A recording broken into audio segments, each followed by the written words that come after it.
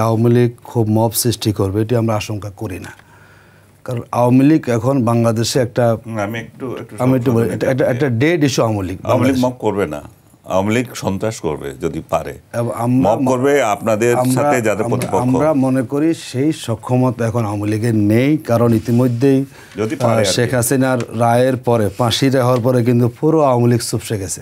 আওয়ামী লীগের জন্য আসলে ইলেকশনে আসাটা কিংবা তাদেরকে ইলেকশনে আনার সুযোগ করে দেওয়াটা, এটা আওয়ামী লীগের জন্য বিপদ হবে। কে করবে আওয়ামী লীগ? প্রতিনিধিত্ব কে করবে? একদলীয় রাজনীতি আমরা দেখেছি, গণতন্ত্রের মোড়কে একদলীয় শাসন আওয়ামী লীগ পরিচালনা করেছিল এবং আওয়ামী লীগ নিজেরা ব্যতীত তারা কাউকে আসলে টলারেট করতে পারতো না।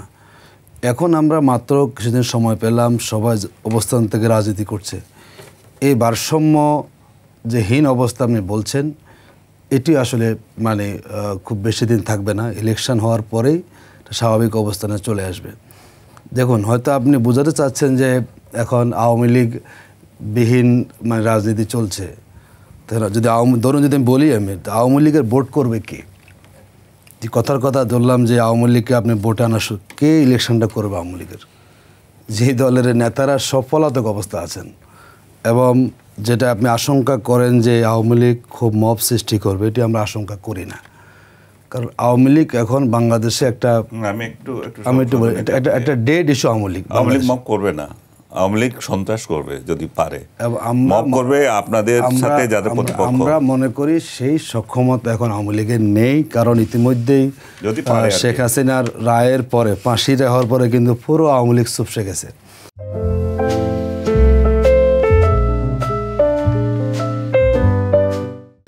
তারা তো বুঝতে শিখেছে যে আমরা যে রাজনীতি করি তারা কেউ দেশে নাই, বিদেশে বসে বসে আপনি উস্কানিমূলক কথা বলবেন আর জনগণকে মাঠে নামিয়ে সোরাগুপ্তা হামলা, বাস পড়িয়ে রাজনৈতিক উদ্দেশ্য হাসিলের যে চিন্তা আওয়ামী লীগ করেছে, এটি আসলে এদেশের ছাত্র জনতা এটি তারা কখনো মেনে নেবে না।